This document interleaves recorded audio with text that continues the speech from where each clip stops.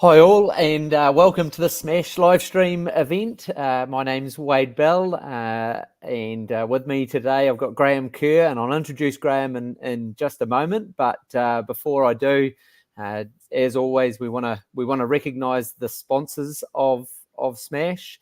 So you'll see those up on the screen there: Dairy NZ, Balance, Barenbrug, LIC, Pioneer, BNZ, and FMG. So again, a big thanks to all those sponsors and supporters of Smash. So, Graham, really good to have you along today. And it's kind of a little bit funny, isn't it? It's the maize systems guy talking to the pasture guy, and you've been around the game for a long time. I can remember having a number of interactions with you throughout my career.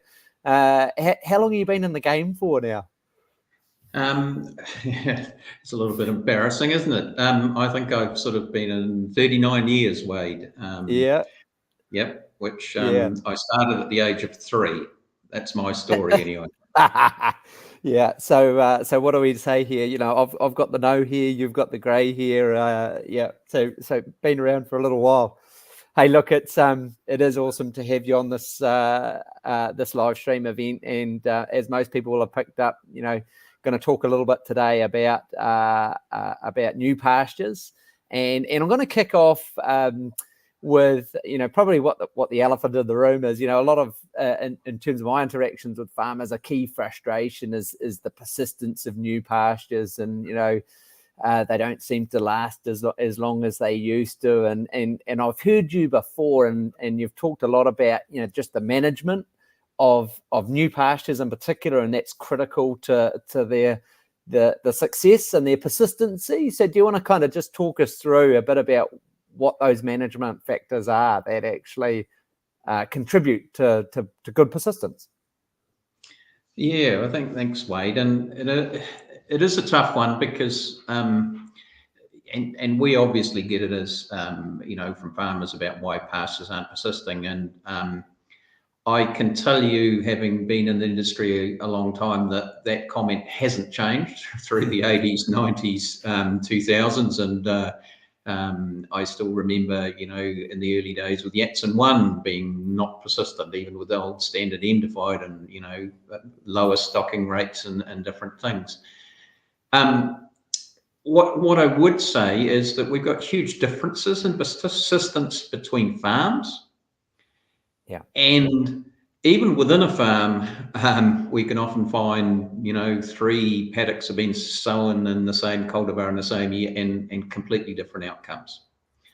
So what's happening is management is certainly and one of the important variables. It's not the only one, and obviously weather and insects and drought and different things. But why some people are getting better persistence, why some paddocks are having better persistence is an ongoing thing that farmers should be looking at, and we're happy to help, work through that thing with the issues with them.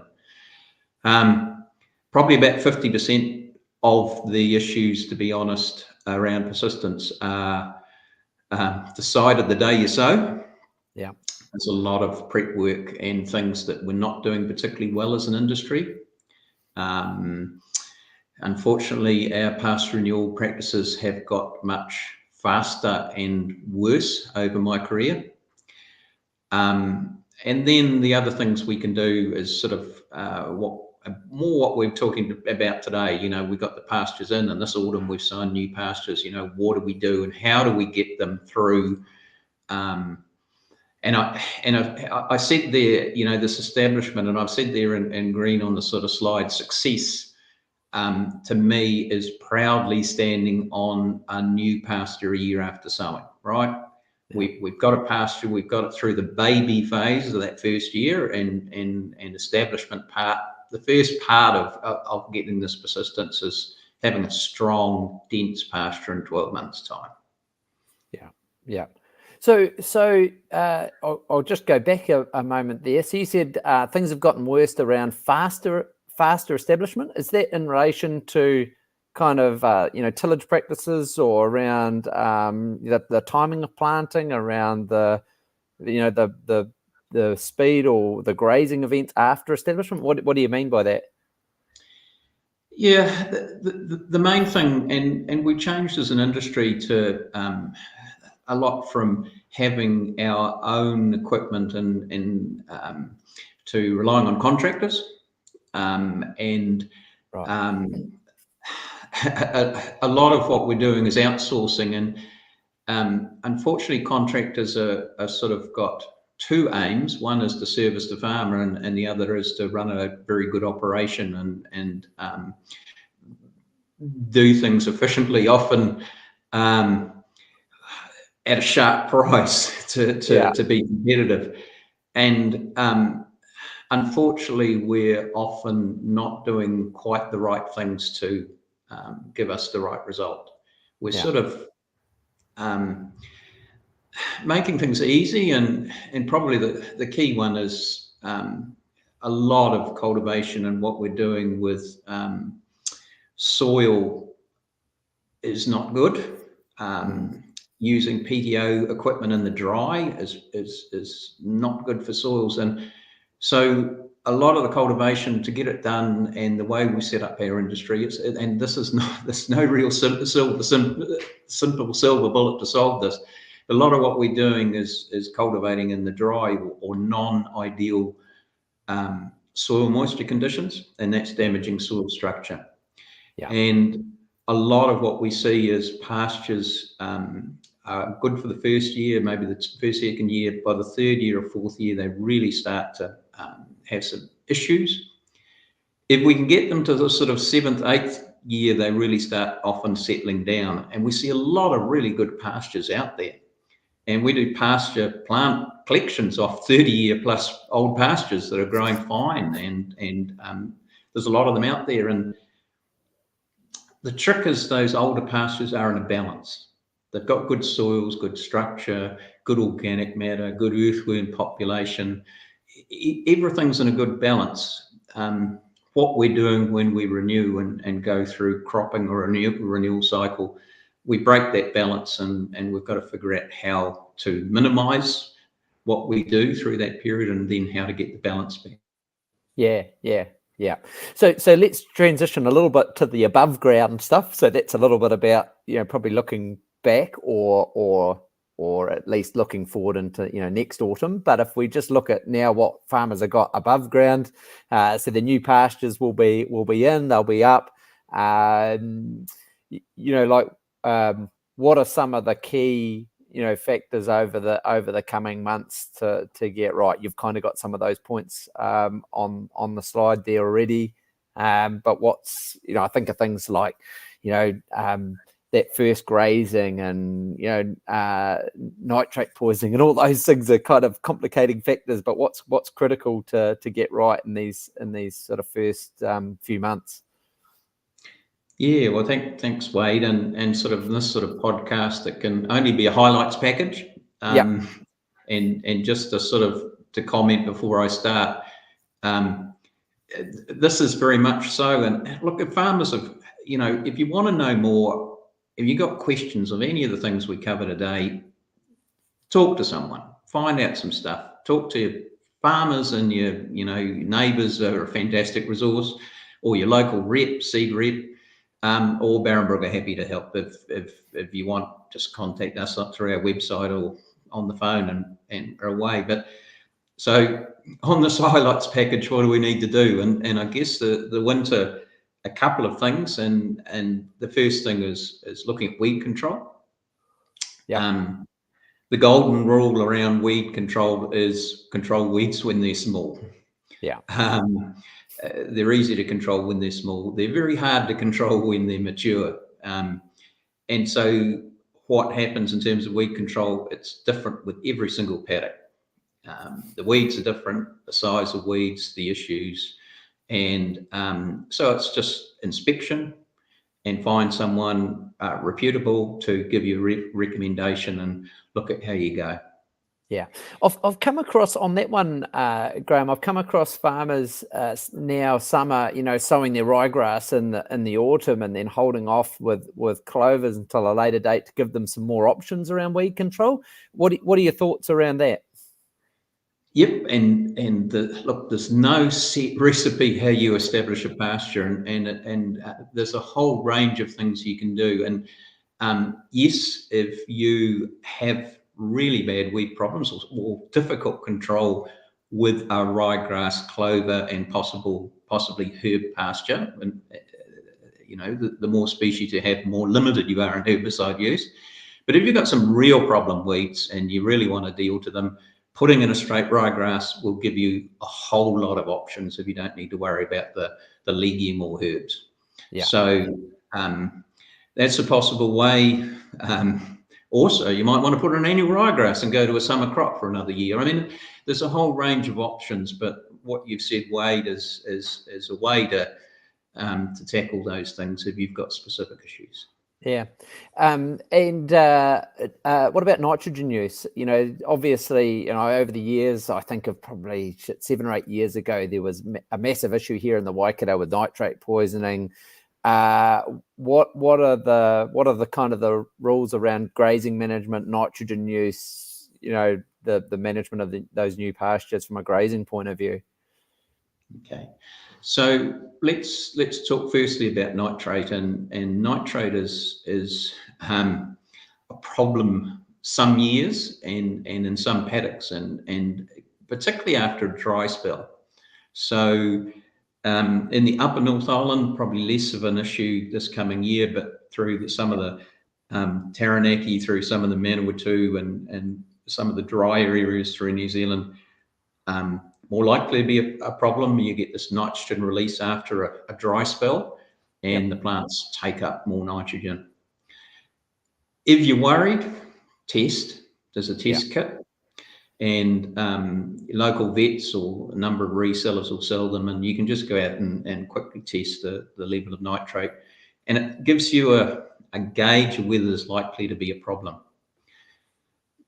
But the big thing is the vast majority of stock deaths in New Zealand are caused by hungry animals going on to a change of diet. Yeah. And this is classic with nitrate poisoning. So if you're worried or you're concerned, feed them some silage, baleage, whatever else first before you put them onto the new grass. Yeah. And what about, sorry, I was going to say, Graham, sorry to interrupt there, but and what about grazing time and residual in those early grazings? Obviously there's a higher nitrogen concentration and the closer they get to the base of the plant. What do you have any views around any of that in relation to nitrate poisoning? No, it's purely the intake of nitrate. The nitrate is high through the plant, and it's an intake rate. So if you've got plants that are very high in nitrate, you really need to feed them something else so that when they eat the feed, it's diluted by the other feed in the stomach, and we reduce the whole issue. If you put hungry cows that are going to go on to a high nitrate paddock, they're going to eat a lot of grass very quickly because they're hungry, high intake rates, and nothing in the stomach to dilute it. And it can all be over very quickly.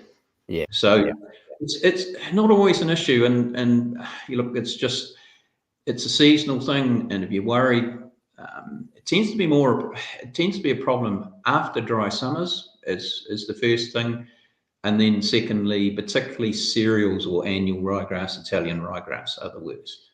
Yeah. So I guess moving on a little bit into obviously this comes into the nitrogen.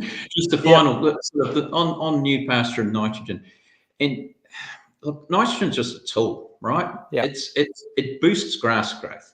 So if you have grass that isn't growing so well, nitrogen can be a really nice tool to give it a boost. But often grass is growing absolutely fine, and in areas that have quite a few areas of New Zealand have had pretty good establishment and pretty good growth, and things are going pretty well. So save the money, don't put it on. If it's looking fine and things are going fine, don't worry too much about the nitrogen. you mentioned, and it's on the slide as well about sort of wet weather plants, and I kind of look at that one and think, shit, so we've had probably last winter and the winter before, around many parts of the country, just incredibly wet soils. That makes obviously grazing new pastures very complicated. You talk about having wet weather plans. Like, what are your options there around? Because you obviously not. We know we don't want to pug pasture of any kind, really. But what are your sort of thoughts around wet weather plans and how you manage through the winter? Yeah, and I guess I chose that picture, Wade, to show you the potential consequence of things going awry, and that was a situation that had happened actually about 2.5 months earlier than that photo, and that was just a brake fence was there, and a very wet night, unexpected, and complete pasture death. But and some of the work at Massey, pugging can decrease pasture production by 40% over the next 12 months. So the basic thing and the principle is to protect the soil, right? Yeah. We want to protect the soil structure, and the soil is what's going to look after us. So how do we do that? And for the new pasture, you want to graze in dry conditions. And it's a priority over the other pastures. But if you're starting to get, as you say, a week, 2 weeks, 3 weeks of wet weather, you've got to have a plan. And I've said there, if you've got staff, share it with staff. Really important to have an agreement of what you do. And there's a range of things you do. Hopefully you might be lucky enough to have a feed pad, or races you can use for standing off. Trying to minimize soil damage by on-off grazing, trying to spread animals out, so give them a bigger area and spread them out. If it's really getting bad and you don't have a feed pad, possibly some sort of sacrifice area on the farm. Not ideal. We have a lot of talking about sacrificing an area, but what you're doing through that sacrifice area is looking after a large part of the farm. Yeah, absolutely. So it's just it comes down to just the intensity and the duration of the wet weather events, really, isn't it? You start with making a plan, and then if it continues, you've just got to keep escalating your options accordingly. Yeah, and some people are lucky enough to have different topography or soil types or sheltered areas on the farm for wet weather and this type of thing. And the trick is to know what to do, and you've got to adapt and make things up a little bit as you say, as the weather unfolds. But the idea is to have plans that cover those things, so that it takes a bit of stress out of you if it continues to be wet. Yeah. Hey, I want to jump on to a quick question. You may have seen this pop up, Graham, and just to other listeners, if you do have questions, just fire away. We're keeping a bit of an eye on those. But the question is re-soil aeration on new grass. If not aerated pre-drilling, is there a recommended timing post-establishment? Aeration's a really interesting one, and it can work, and it can not work, depending on the soil and the conditions and when you do it and the equipment you use. And there's a whole lot of research done on this to say results are pretty variable and very situation specific. So if you want to do it, I would do it as early as possible. Once the pasture's establishment, and it'll take furrows being cut through it with the aerator. And when you do it is largely to do with soil moisture, and you've just got to get the soil moisture right, so that if it's too wet, you'll just make a mess, and if it's too dry, you won't get the aerator. So there's sort of an ideal time to do it really based on the soil moisture at some stage, and really important to get the right equipment and the contractor. This sort of thing, you rely a lot on neighbours and advice and different things. And the last thing is, as I say, it's hit and miss. So what I try and encourage people doing who get into aerating is, rather than do a paddock, do a couple of half paddocks, and have a look at what's happening and whether you can see a benefit or not. And if you can see a benefit, why, fantastic. But if you can't, save the money. Yes.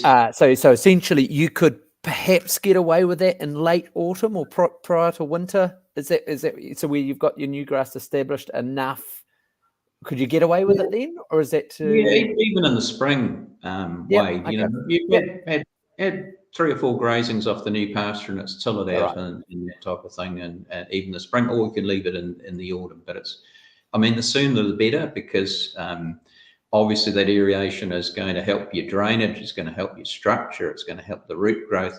There's a whole lot of benefits to it if you can get it to work.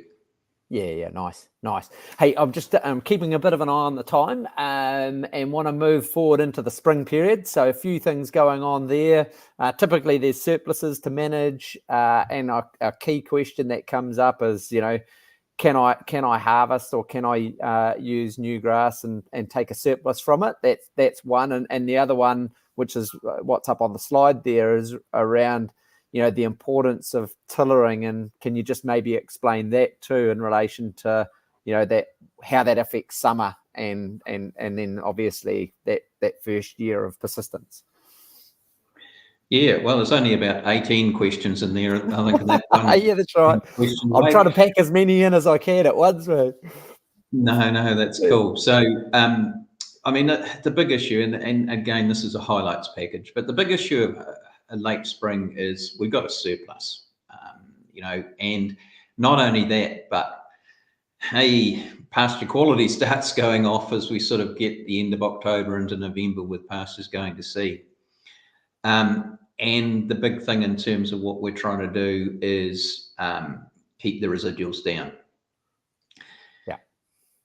It's a pretty simple principle. You want to do the same and keep your residuals down, and the trouble is they can often creep up. And why do we do this? It's all about your daughters, and then what I'm talking about there is your daughter tillers. And I put a photo of a ryegrass plant and or a ryegrass tiller, sorry, and that ryegrass tiller has got 2 little daughter tillers coming off the base. And the wonderful thing in spring is we have a lot of daughter tillers. The thing that people probably don't quite realise is that your pasture pretty much completely dies, all the original tillers, because when a tiller goes to seed, the growing point, which was at the ground and initiates the tillers, becomes the seed head, goes up, and we either eat it or chop it off. Yeah. So you've got pretty much complete tiller death of your pasture in the spring. It's a very exciting time for agronomy. And the neat thing is, for every one of these old tillers that are going to die, we can have up to 3 daughter tillers. So what we're trying to do is encourage the daughter tillers. That's basically it. And getting more daughter tillers gets you a denser pasture. It's setting up for summer. It's setting up for the coming year. So we want these tillers to carry us for the next 12 months before those tillers die. Yeah. So what we're doing, how do we encourage those daughters? And I would add that what we're talking about, absolutely the same for clover, right? Clover loves the light. It loves this keeping residuals down to 5 centimeters. It doesn't like these heavy swards. Dark. So clover and ryegrass is the same thing. And often we get asked, well, can I make silage off my new pasture? And I guess the photos I put there on the right of the screen are just a couple of different contrasting colors under the silage, and the top ones are pretty good. And light crops of silage are not too bad for a new pasture, because if you need to and you've got a surplus, you need to make a light crop if you do make a crop off your new pasture. But the bottom situation where we've made 4 or 5 or 6 tons of fairly ordinary quality silage. Are you sure that's not the summer there, Graham? No, that was the spring, and that was caused by a contractor breakdown and some significant delays, and everything just went, pear-shaped, as it can do. Yeah. So that unfortunately just kills so many daughter tillers. Just that long pasture, and the worst thing we can do is have long pastures, and in situations I've seen heavy cups of silage actually kill a pasture if you've made the silage just as it gets dry, and then the pasture's never recovered because you've got no daughter tillers. So it's pretty simple. It's a bit hard in practice, but pretty simple in principle. Yeah. So I was once told, Graham, that that ryegrass tillering, if it's done well and they tiller well, that they essentially can fill up a space about the size of your fist. Is that a bit generous in terms of area? But that was kind of what I was told once. Yeah, not sure who told you these things, Wade. Well, these are all these things that you kind of hear over the years, Graham. Yeah. So tillers are actually individuals. They sort of what we call as a plant is actually a series of individual tillers that's sort of in a clump. So it sort of depends a little bit about what your pasture looks like. Yeah. You can certainly thicken a pasture with tillers, but if you've got a reasonable population and a reasonable density, you can thicken it. If you've got a really bad pasture and you've had a lot of pugging damage and whatever, retillering will help, but it's not going to solve a big issue. It's you might be undersowing or putting into crop or something else. So you're setting up the next year's growth, but we're not going to really improve a poor pasture. Yeah. But it will, obviously you kind of see when a new pasture is sown, and you can kind of see the lines in those pictures that you've got there. Those obviously over the course of the spring, and then following seasons just slowly kind of fill out in time. Yeah, and you're setting up the summer. It's not just the spring, and it's not just utilising pasture and keeping it. It's the next 12 months of production you're setting up. And late spring is the key time to improve summer persistence. Late spring management is the key driver of autumn production. So if we cock up now, there's a whole lot of ramifications in terms of the pasture. Yeah. So just kind of rounding out the season, if you like, the summer, in the spring, it's all about that kind of trying to let the light in. What's the plan in the summer? How do you, how do you sort of manage these new pastures the best you can so that they continue to persist for the following season and beyond? Yeah, well, you've probably picked the trend here, Wade, and hopefully our listeners will, that keep residuals up to 5 centimetres. And the last slide was keep residuals down to 5 centimetres. And this is always the challenge on a commercial farm, that ryegrass and clover love the same thing happening year round. But of course, our weather and growth rates are constantly varying. And in the late spring, it was about surplus. In the summer, we just don't know what we're going to get. But we need to prepare for potentially a dry conditions and a lack of growth. And as we head up further north into New Zealand, ryegrass really starts suffering from heat, and the quality goes off a bit as well. So we've got some issues in the summer, and the principle is the same: keep residuals up to 5 centimetres. So how do we do that? That's a bit of planning. Yeah. Yep. And you've got the images on the right hand side there. That's where things like summer crops, silage is, maize, grass silage on feed pads play a role just to help manage that